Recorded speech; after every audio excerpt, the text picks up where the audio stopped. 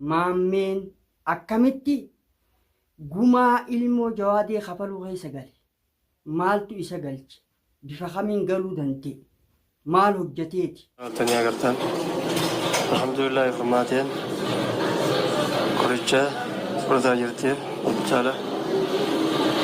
Nuti ibsanii guyyaa lamaaf amma kanatti faayaa jiranii. Inna lillahi wa inna ilaihi raaji'uun.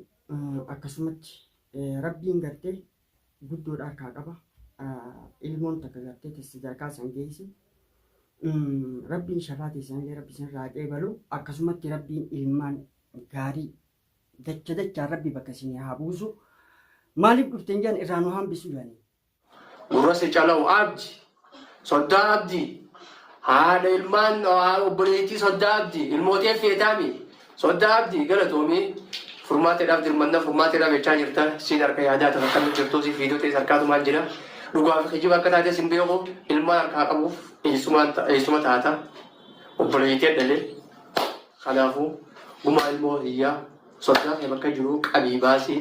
Obboleettii ta'e bakka jirtu goda isiin jirtu qabii baasii. Natti as dhiyaadhaa.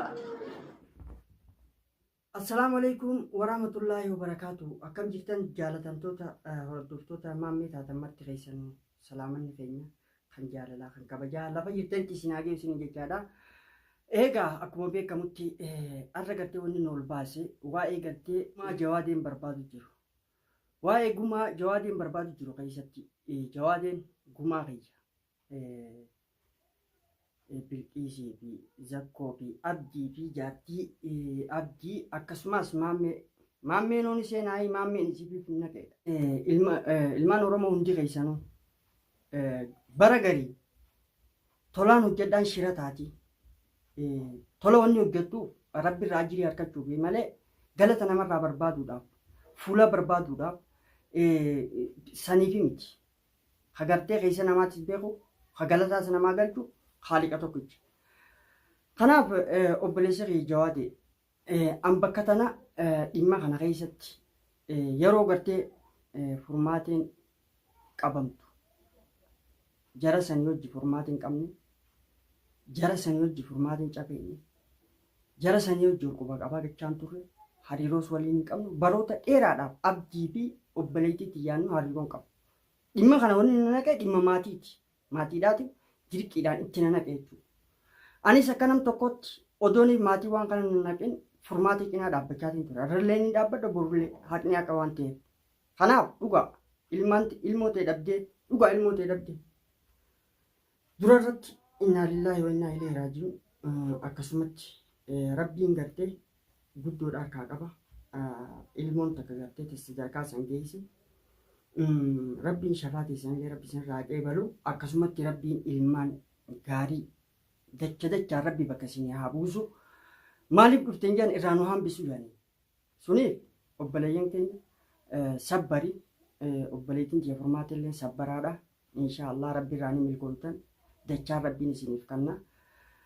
Itti aansuun akkasumatti obboleettiin ji'a qaaliin furmaateen mana yaalaa jirti. Rabbiin gartee isii haafiyyu tumichaa fi reebicha akka malee tumanii sunirraa sadarkaa gartee ilmoon gartee garaa ba'uu geessee jechuudha. Anis akka nam tokkotti qalbii cabaa fi gadda guddaan na dhagahama. Maaliif waan ilma namaa irratti gartee hojjetamuu marleetu isii irratti hojjetama. Kun hedduu takka na gaddisiisa. Wallaahi hedduu takka qalbii cabaa guddaa takka na dhagahama. Garuu tun hunda rabbumaa fide rabbii waan fideef isaa beeka. Haqni haqa rabbiin gartee abbaa haqaa irraa aansa jajjabaadhaa sabbii godhaadhaa isin jenna sabbaraa waa hundaa'u musiibaa isin buute malarrattu. Itti aansuun suniif anis gartee bakka tanaa dhimma maatiitiin na naqe maatiin ijooni bakka tana deemtee obboleettii ta'e laaltee waan isin keessee jirtu. Akka beetellee taatee gartee nurraa illee muramtee nurraa illee cittee gartee jaarsii qabattu. Arra gartee gaa ilmaan isii bira jiran isiin kopha jirti maal keessa akka jirtu dhaqii hubadhu rakkina isiin keessa jirtus hubadhu cinaa dhaabbadhu naan jedhan. Maaliif akka gartee namtichi kun deebisee mucaa tana gartee hin galaafanne akka gartee sababa rakkoo inni gaggeessu jiru obboleettiin kee hin galaafamneef cinaa dhaabbadhu yooniif gartee dubbiin kajabaattu taate isa gartee isii fi gartee ilmaan siitis kophatti wanni godhi kophatti rakkoo deemu jirtanaa fi dhibdeelee deemu jirtana kanaan akka maqaan sii dhaabbatee roorroon irratti deemtee qadiyyaa gartee amma namtichi abdii jettaniin kun oofu jiru tana kanaan harka siidhaa harka dhiigaa godhee booda gartee rakkina kanaaf hin saaxilamne dhaqqabiinaan jedha. Anilleen akka gartee ilmoota akka baara kutte odoo lubbuun hin dabarre gartee baara keessaa baraarutti gaafa san furmaatellee akkasumatti ni baraata jaatin ture. Arrallee gurbaan badaan kafiran beeni ka'aaliin beeni kamaatiin beeni abbaan shiraa isumaatu qadiyyaa tanaas dabbare jechuudha. Eenyu wajjin zakka hojjetanii jechuudha. Kanaaf dhimmi gumaa kajaan namoonni isii qabanii tumaa turan viidiyoodhaan qabatamaan ragaadhaan lafa jira jechuudha. Viidiyoon hundi waraabamaa jira akka godhaa turan. Warri harka isaanii kana waan kana keessa gartee harki isaanii keessi jiru. Roga kamiinuu heeraafis seeraafis dhiyaachuun dirqama. Yoo kun hin godhamne bakka isaan jiranii si'altee tokko tokkoon akka gartee rifeensa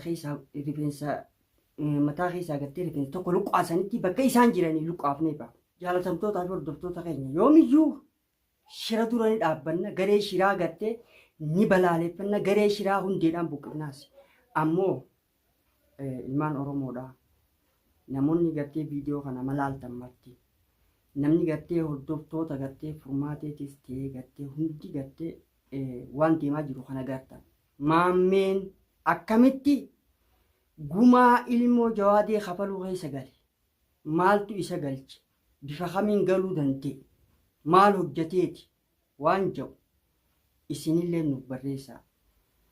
Talammee isaa obboleettiin tiyya maaltu irra dhaqqabamee maaltu irra gahee maal ragaa maaltu harkaa qabani isinis gumaa san keessa gumaa san kafaluu keessa wanni isii galche maali?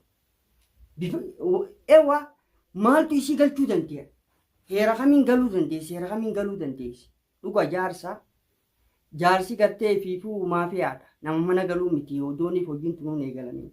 Eega gartee dubbii tana eegalan, eega roorroo tana eegalan, eega gartee gaddaafa amma deemanii kana eegalan mana galaan jiru. Jaartiinuu wal quban qaban. Silaa arra hanga gartee silaa akkasi jiraate gaafa furmaatiin jirtu sanuu odeeffannoo gartee isaan bakka jiran ni arganna jeetii yaada. Suniif ani maammee gumaan gartee ilmoo Jawaadeedhaa maammee harka jira waan jedhamu kana qoo akkas hin jenne obboleessa kiyya Jawaadee caalaan si wajjin gartee viidiyoo maraa jira, si wajji hojjechaa jira, si bira jira, si wajji dhaabbachaa jira. Garuu namni shira kana keessa harka qabu maafiyaan guddoon obboleessaati. Maafiyaan guddoon eenyu? Jaartiisaati. Caalaan waa lama keessaa takkan filan. Jaartiidhaas gadi hin dhiifne isinii wajjin hin jira jaa. Jaartiidhaas gadi hin dhiifne isinii wajjin hin jira jaa. Akkami dubbiin tun? Suniif silaa komatamuu taate namni komatamuu qabu caalaadha. Maaliif har lamaan irraa takka waan filanne. Suniif jaalatamtootaa fi hordoftoota kiyya isinillee gartee viidiyoo kan inni gartee namoonni hundinuu gartee koomentii keessanii barreessaa jalatti akkasi ammoo Jawaadeen akkas jeheef yoo haa gartee caalaa faadhaa fi firiin faan akkas ja'aniif odoon taane roga kamiinuu abdii gartee ni qabsiifnaami ni qabsiifna. Tooftaa itti baafnee hanga nu danda'ame ni qabsiifna. Waan takkataniin gartee obboleettii viidiyoo duraa irratti obboleettii kee bira kaadhee jira. Ilmootee barbaaddaa? Ilmootee harkachuu barbaaddaa?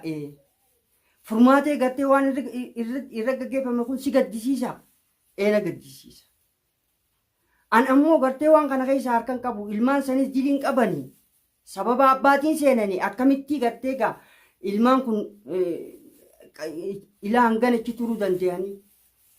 Ammallee Jawaadee wanni jechaa jiru abdi yooniif gartee as ba'uu baatte lubbuu sadii al takkaan dhabee lubbuu sadii na harka jira. Suniif ilmoon ilmoo magantaadha. Suniif daa'imni yakka hin qabu. Yakka waan hin qabneef ilmoon ilmoo magantaa waan jedhaniif daa'ima kunuunsi. Ilmoon ilmoo magantaadha. Daa'ima kunuunsi. Suniif ani gama kiyyaa wanni hin jiru. Ilmoolleen gartee yakka hin qabani.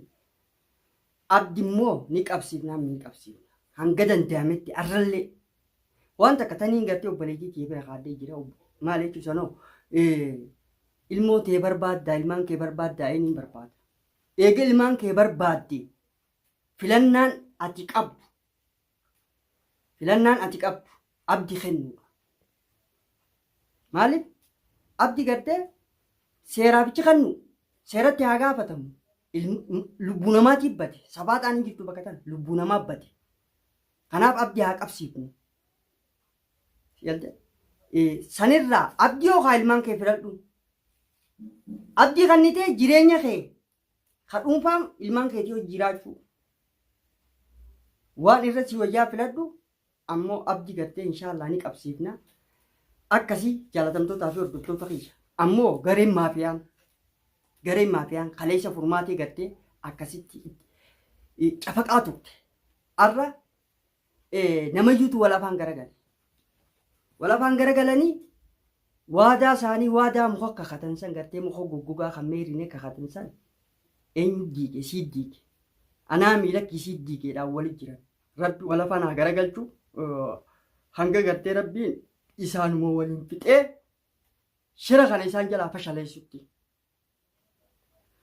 Arra immoo Zakoon Durooppaa ta'es ba'ee ani amma booda Durooppaadha. Kubbaadha jechuudha. Goolii ni galchinaa. Maali dubbiin goolii tunoo? Eessa galchuu yaa'an? Dubbii ajaa'ibaati tunis. Dheengadda gartee waan biraatiin dhufee diree arra gartee waan biraati boruus sabiraa fidaa arra kubbaa fidee dhufee. Eenyu fi eenyu wajji taphachuu deema? Taphni gartee ammallee isaan idduttis gartee gaggeeffamaa jira. Kun ammoo jarri kun wanni hin jiru. Zakoon anaan maallaqa kafalee sanumaa akka furmaateen baatunaa godhe jira. Kunis ilmaan kiyya baasuufiin san godhe jira. Anaa fi obboleettiin kee wal taane garuu jarri kun sooshaal miidiyaa irratti bu'aas ba'an maaliif gartee waan godhan tana himuu barbaadan nu burjaajeessuudha. Nu burjaajeessanii yeroo dheereffachuu fi qaxxii biraa hanga nutti manitti waan akkanaa kanaan nu burjaajeessuudha. Kanaaf jawaadeen walumaanuu waan kana buqqaasuudhaaf gam tokko dhaabbannee rakkoo kana gartee gumaa keetis saanaan waliin dhaabbannee baasuudha. Yoo arra deebinee wali quba laannu taate lakkii atis harka keessaa qabdaa atis shakkiin sirraa qaba atis akkasii kayyannu taate jaraaf karaa bannee qaxxii gartee karaa banneef jarri waan fedhe hojjechuu danda'a jechuudha. Nurratti hojjechuu danda'a hanga nuti gamaa gamanaa waliin aanu.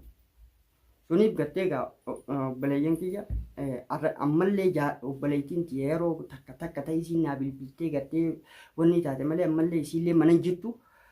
Akkuma lubbuu isii sodaattee jirti ammallee isiillee gartee isiin guddoodhaa hojjechuu jiran. Haalli kunillee hin barbaachisu. Wanni isiin tun dubartiidha. Namtichi kun jalqabumaa gaafa mucaatiin tana fuudhuu siirii itti godheeti. Isiin akka gaafa jalqaba nuti beeknu sanii miti. Gaafuma gartee lakki isiin hin beeku isa qabattu. Wahuma qabu qaba jechuu gaafasumaa. Arrallee inni dhamaayyeessan. Odeeffannoo silaa gartee amma kannitu kana hunda dhamaayyeessaniiti gama duubaatiin waan hojjetan. Wanni isii mari'atamee hojjetame hin jiru. Akkasii jaalatamtootaa fi hordoftoota keenya anillee hanganumaan jechuu ol ba'ee gadda gartee ilmoo dhabaniitti illee anillee hedduu takka gaddina dhaga'ama. Akkasumatti obboleettii teenyallee rabbi haafiyyoo fayyaa isiitiin gammachuudhaan gabbaatee akka gartee ilmaan Oromoo mara warra gartee kaleessa isii du'aayii godhaa ba'ee isiidhaaf gartee iyyaa ture isiidhaaf gartee dirmachaa ture isii hojii booyaa ture hunda gartee gabbaatee akka salaamtuuf hawwii keenya inshaallah rabbi fayyaa siinuu agarsiisuun ja'a. akkasii hanganumaan jechuu dhufe galatoomaa horaa bulaa komentii teessanii nu barreessaa yaada qabdanillee waan gartee godhamuu malus jalan nu barreessaadha. Akkasii hanga viidiyoo biraatti wal gahuutti nagaan nu turaadha. Wassalaamu alaikum warahmatullahi